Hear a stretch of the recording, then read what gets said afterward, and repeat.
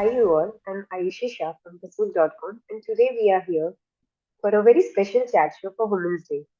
The topic for today's episode is women, her health and her goals.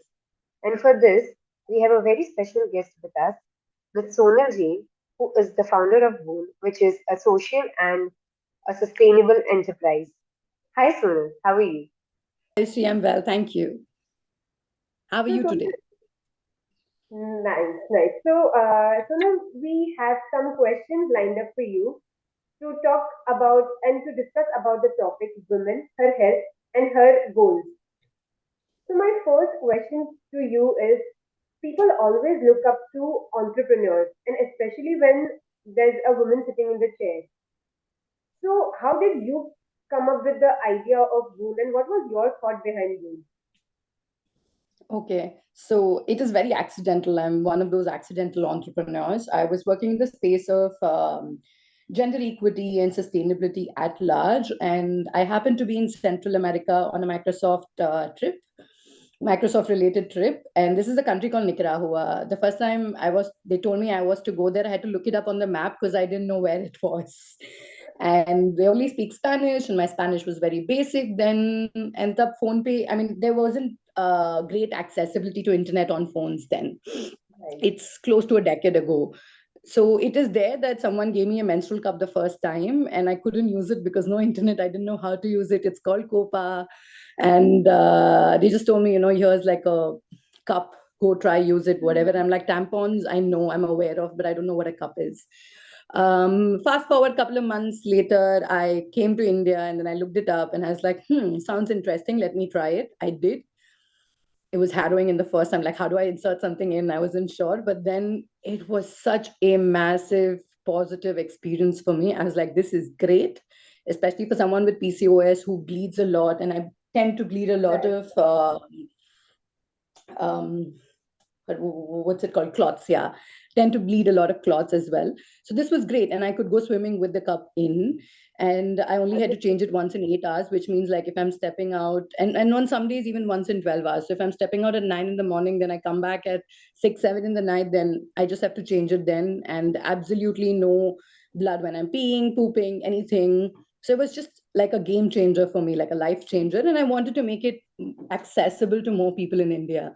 And that's Right. when I started looking up, oh, how much does this cost? What are the raw materials? What's the machinery and technology involved, etc. And while doing the bit of research, and actually a lot of research, that's when I came across someone in Bangalore who had started Boondh.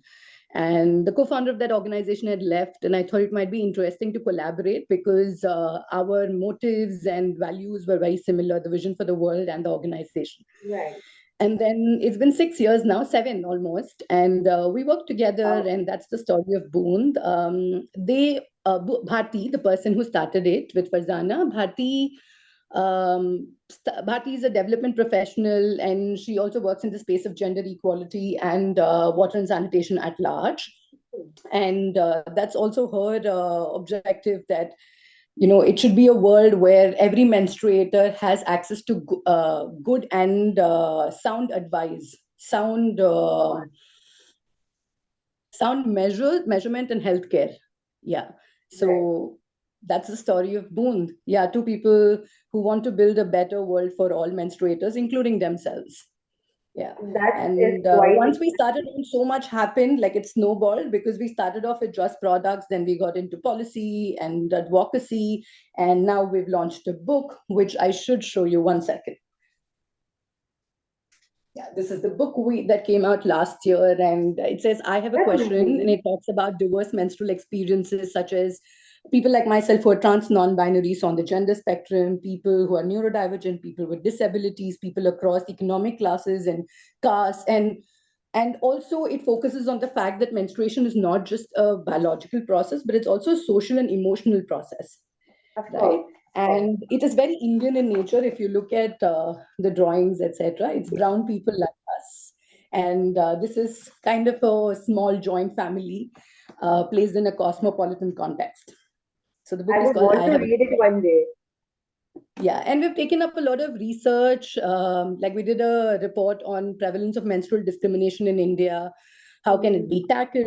worked with the Supreme Court lawyer on it, and a bunch of other things. We launched India's first traveling art exhibition around menstruation, and it had a subset which focused on art made with menstrual blood as well.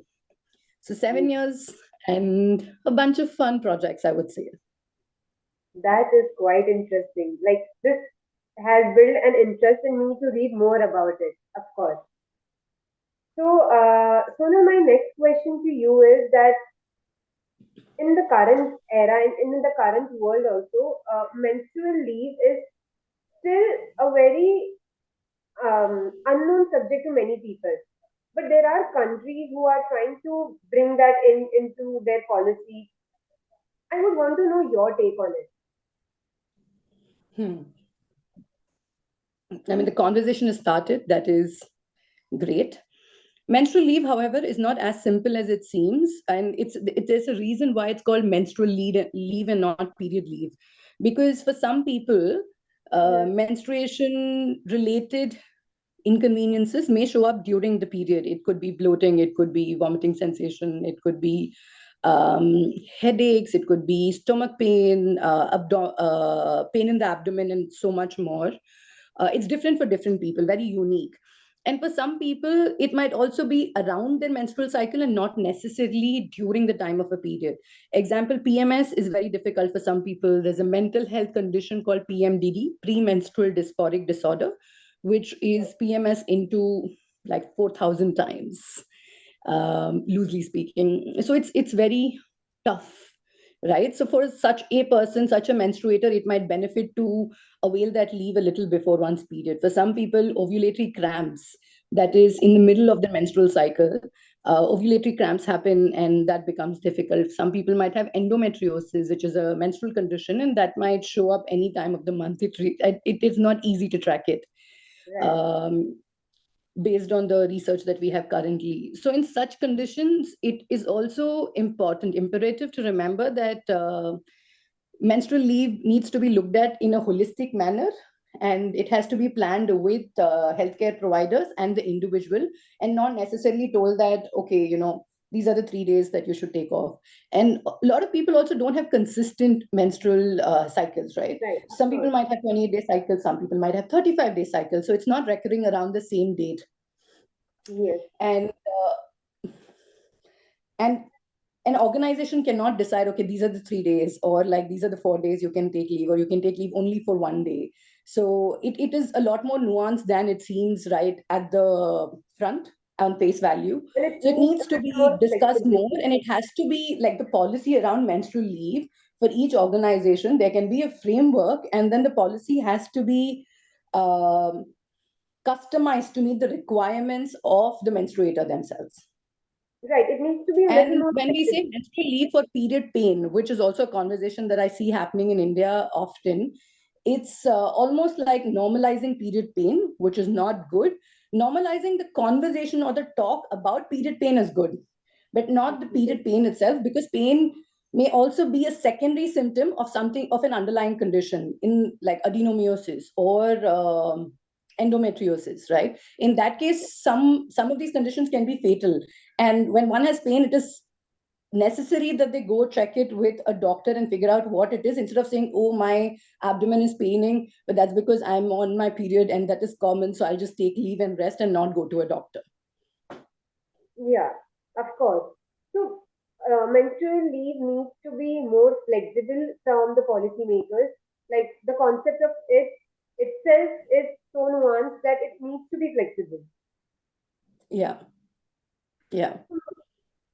So now And moving also on. menstrual leave sometimes might when we term it as menstrual leave itself, it might force some people to come out. Example, if I'm a trans man who menstruates Mhm. but I'm man presenting at workplace, then if I apply for menstrual leave, then everybody knows that well, I'm an AFAB, assigned female at birth. Then how do I feel about it? Is it forcing people to come out of the closet, right? Yeah.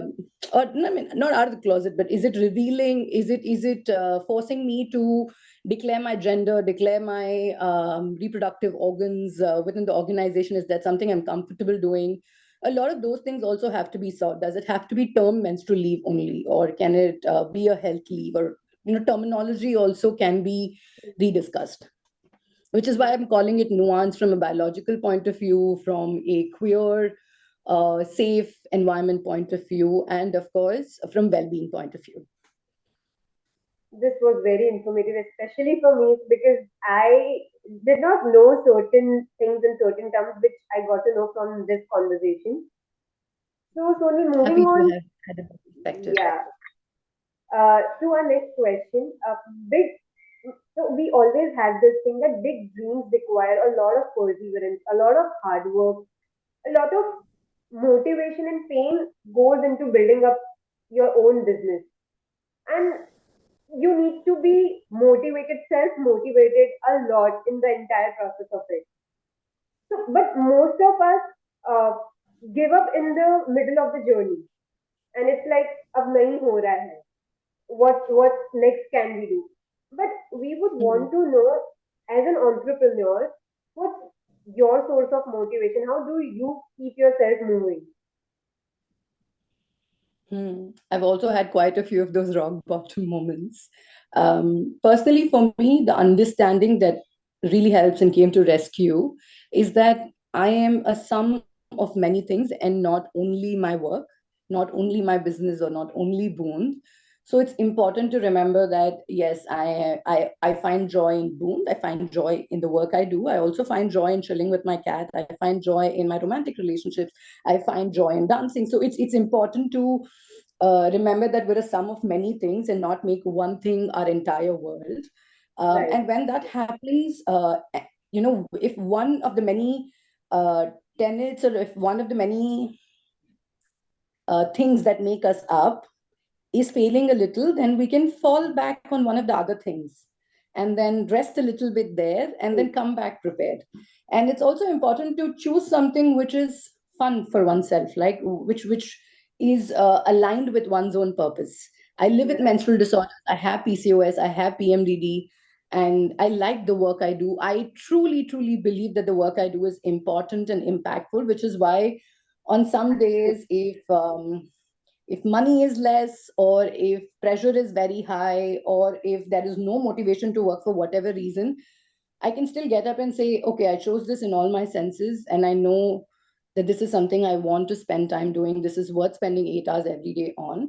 Then I can come back to it. And it is okay if I want to take a day's rest. If it is completely okay if I want to take 2 weeks of rest or even 2 months of rest.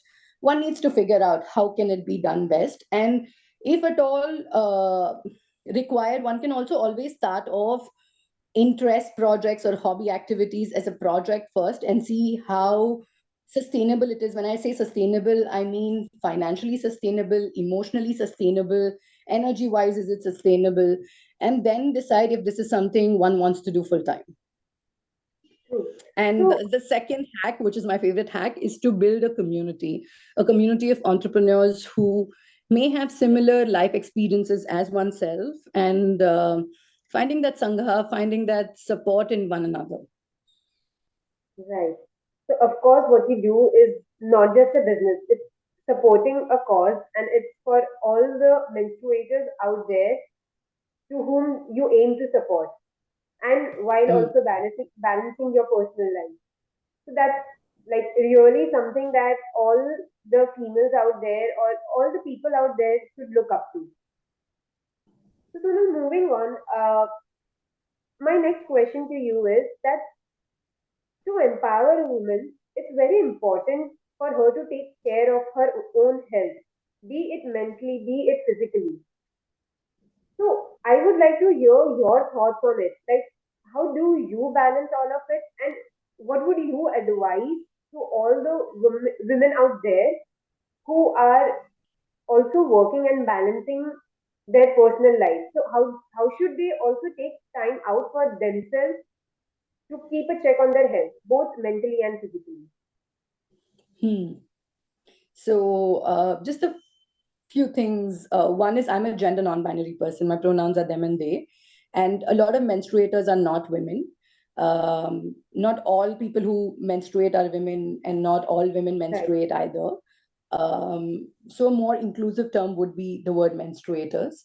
And as far as how important physical, emotional, mental health is. I think unarguably rather, it is super important. We've had these conversations now in the last 5 years, particularly after the pandemic and during the pandemic, on the focus for mental health, focus on mental health. So my go-to would be finding things which ground me. Um, Things that ground me, I think meditation. Every year I do a couple of retreats where I keep away from the phone, and for 10 days I am just focusing on myself, on mindful, on just the breath and being still. Stillness is very calming and it's very grounding for me. And I spend a lot of time with my cat, and exercise is important though I don't do it as much as I should, but I find a lot of solace and calmness in swimming.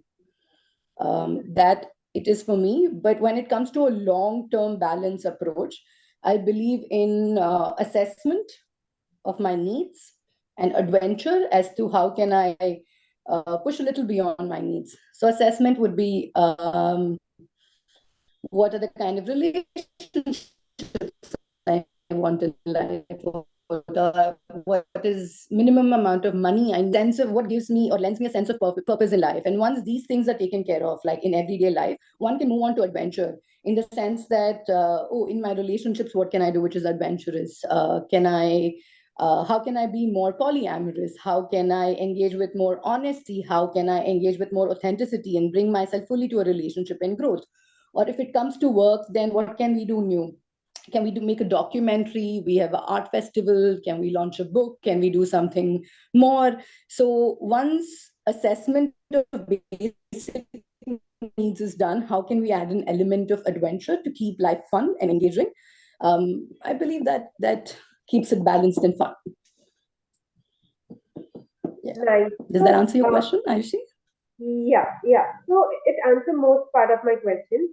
Uh, but again, so of course, mental health is one of the most important thing that should be taken care of.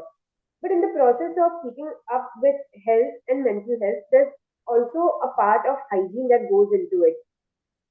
So, what is your take on your personal hygiene that needs to be there, that people need to maintain to keep up with their health? Are you talking about hygiene for mental health? No, for For physical health. Well, that is a whole conversation that can be had by itself. um, I think hygiene is also depending on where is one. Are you in a city, urban space? Are you in a rural space? What kind of contamination are you exposed to, etc.? But if you're talking about menstrual health, then water-based sanitation practices and disinfectants, menstrual cups is one option. Cloth pads are also good if they're used hygienically, which means they have to be washed properly and put in sunlight so that sunlight can kill any kind of bacteria. Right. It can disinfect the product itself for use. And in all of these products, it also is such that one's hygiene is in one's own hand, not in a packet that has traveled halfway across the world and then is delivered to us. Yeah. So I think hygiene is a very intimate. I mean, there is intimate hygiene, as they call it, which is basically the private areas, which like the pelvic region and the rest. But Yes. uh, yeah, I mean, I would look at hygiene in a sense that it's personal, it's also contextual, and then of course there is public hygiene. These are much longer topics and larger. I mean, much larger topics for longer conversations. I'm not saying that everybody should use a menstrual cup because they probably can't. Some people might have Mhm. allergies to silicone. Some people might have physical bodily conditions like vaginismus, who may not be able to use a menstrual cup. Or some people may not be familiar with one's body and they may wish to use a Of menstrual course. cup and they can work towards it. Yeah. So despite owning a menstrual cup brand, I would always say please first focus on oneself, assess what your needs are, see where you want to go to, what your desire is, where you want to go to, and then work towards it. Right. So, Sonar, we have a very good, informative, and a very serious conversation. But I would now like you to go towards the next round, which is bit of a fun round. So I have Hmm. few questions for you, which are kind of rapid fire questions, and we just want you to be quick and quirky here. Okay, sure. So This sounds fun. yeah, are you ready for it? Shall we start? Yes, let's go. So my first question to you is: red lip color or a nude lipstick? Say that again. I didn't hear you. Red lip color or a nude lipstick? Red. Three words that describe you. Growth, courage, compassion. Nice. Woman entrepreneur who inspires you the most.